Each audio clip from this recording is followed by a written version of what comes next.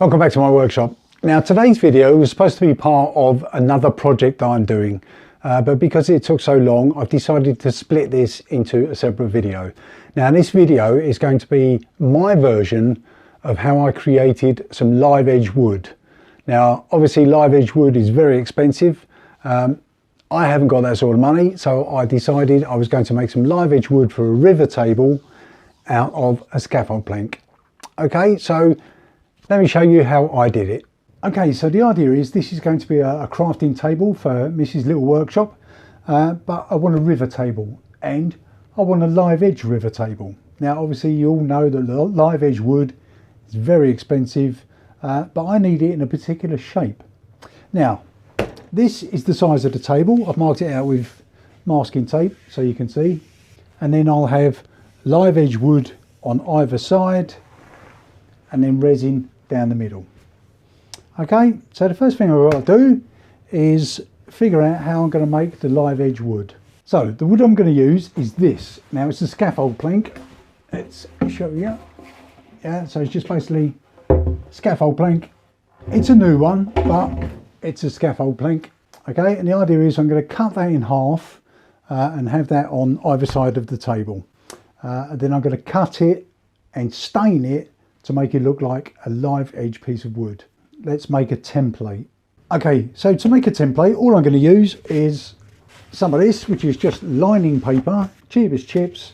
I basically measured the size of my piece of wood, and I've cut two bits of paper the same width as my wood, so I can get both pieces out of my single piece of wood. That has determined how long they are. And the idea is I can cut my two pieces of wood, so they're this size, and then what I'm going to do is I'm going to draw an organic shape. Okay, I'm just going to do one and then I'm going to mirror that on the other side. Okay, let's get organic.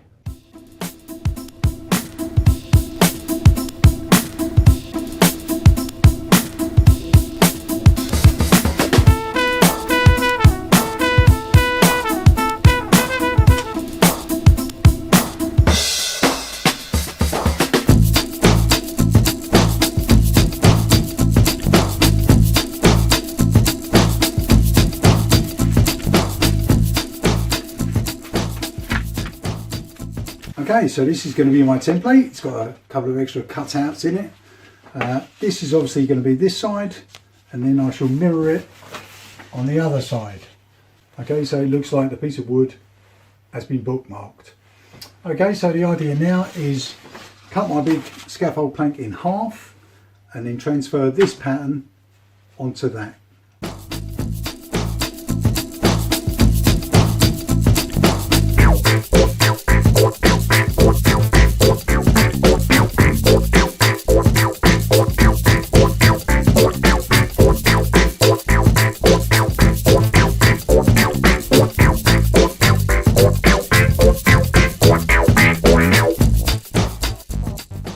Right, so that's both my pieces of wood cut out from the template. It looks a bit clunky and a bit Disney at the moment. It's all nice sharp edges which are no good to anyone. Now on these edges, really on a live edge piece of wood like this, okay, you have the bark and obviously you've got this slope. Okay, so what I've got to do now is emulate that slope along here. Okay, now I'm going to do it on both sides. Now technically, if this was a real bookmarked piece of wood, they wouldn't be going the same way. But for aesthetics, I'm going to cut them both the same way. Let's see what it looks like. Let's get this on the bandsaw.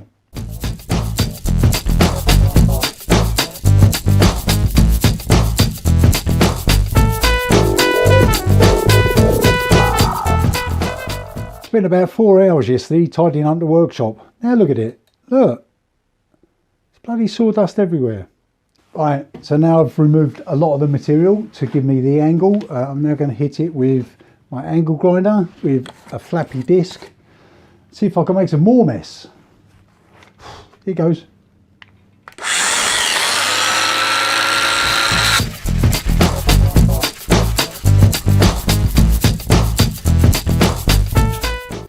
Right, so that's my fake live edge almost done. All I've got to do now is make it look like a very expensive piece of hardwood. Right, so the idea is now I've got to make my pretend bits of wood look like live edge wood.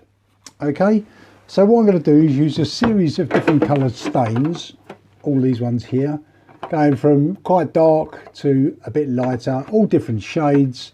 Okay, these are just what I had in the cupboard. And what I've got to do is simulate this. So here on the outside edge, there's a really dark bit. Then as you come further in, it gets lighter until you get to the actual bare wood. Okay, so somehow I've got to simulate this. Now my plan, well, it's not so much of a plan, it's more like an idea. I shall mask up around the edge, then cut it with the blade, so I end up with a groove, very thin groove. But in theory, the stain will go into that groove and leave a black line or a dark line. Okay, so let me start masking this up and you'll get the idea.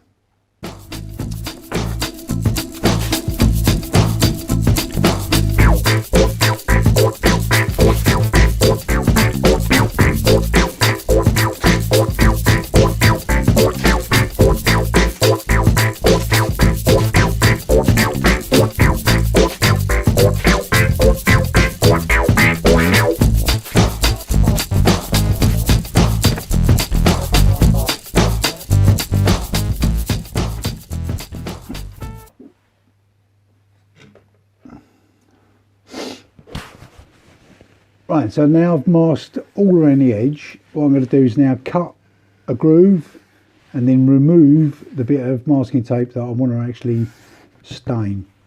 Okay, and all I'm going to do is use a Stanley blade.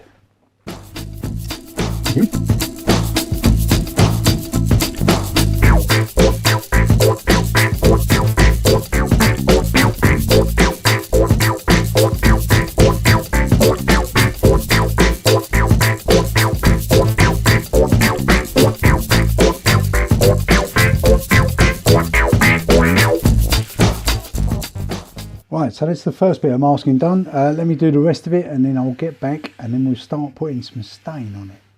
I've done a few experiments here. I think I've decided colour, which is Indian rosewood for the bark, and then this is Georgian medium oak. Right, let me start doing some staining.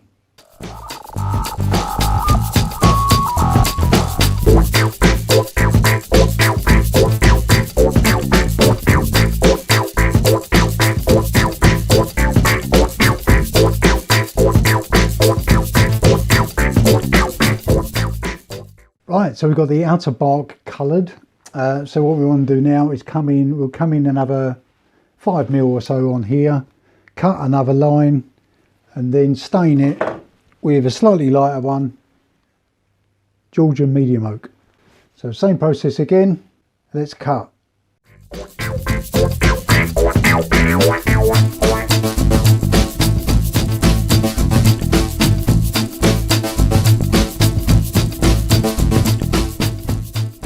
Right, so the edge has been drying overnight. It's still looking a bit Disney. But what I want to do now is I'm going to take this masking tape off. But obviously the grain pattern is straight because it was a straight piece of wood. Little features in here now, whereas naturally the grain would go around things like that. So what I've got to do is put some false grain in it. I've no idea if this is going to work. I'm going to use a fork to indent the wood, then stain it and then wipe it off. Okay, right, let's get the masking tape off.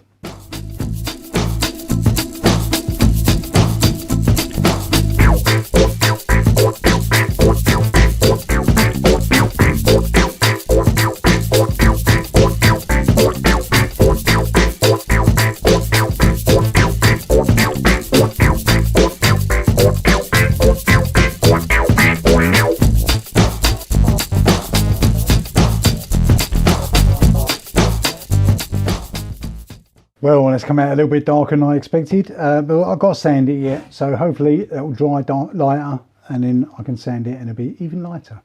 All right, it's too late now, I've done it. Let me do the other one. Right, so now my wood is still looking a bit cartoony. It doesn't look like live edge at all. So I come up with a weird idea. Now what I'm going to do is I want to put some bark back on it. So what I've done is I've got a bit of old pear tree and I've basically shaved some of the bark off, which has given me little bits of bark. Okay, so it's real bark. And what I'm going to do is attempt to stick it on. Let me show you what I mean. Okay, so my plan is, this looks a bit pretend. All I'm going to do is I'm going to get my bits of bark and literally form them around this and stick them on. Now it might look stupid, it might look ridiculous. If it does, then I'll have to sand it off. I don't know how it's going to react with the resin, but let's give it a go anyway. What could possibly go wrong? So I'm just going to use a bit of super glue, lots of super glue, bit of activator, and so, as I say, this might end up looking completely rubbish, but it's all going to be encased in resin anyway. Oh, all right, let me stick the rest on.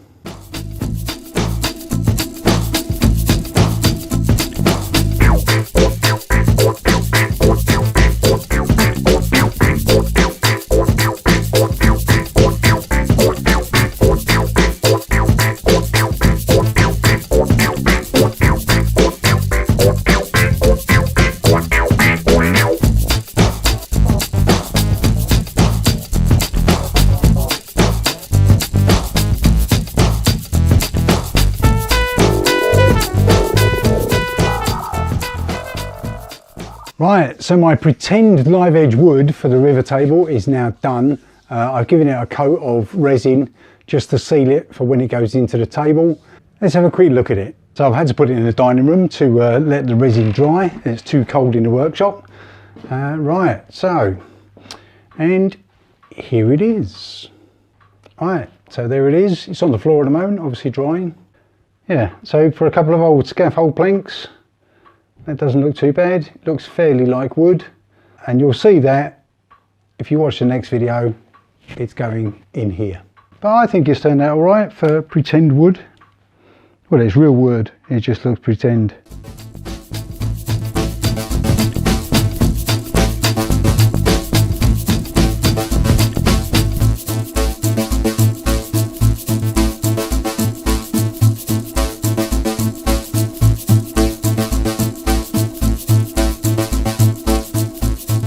Right, so that's it, it's all done. My two pieces of live edge wood-ish is now done, ready to go into the craft table. Just gotta wait for it to dry.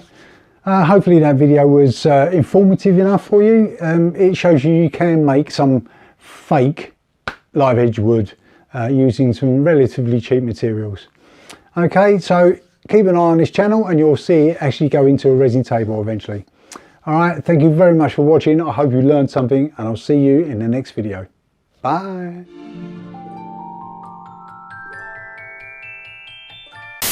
So the wood have gone.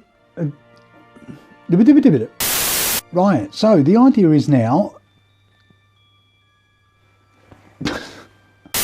Alright, well I put it in the living room. No, I haven't. Let's do that again. Right. So my pretend faux wood is sitting there. No, it's not pretend faux because that means it's pretend, which means then it's real, which is wrong. It's a double negative.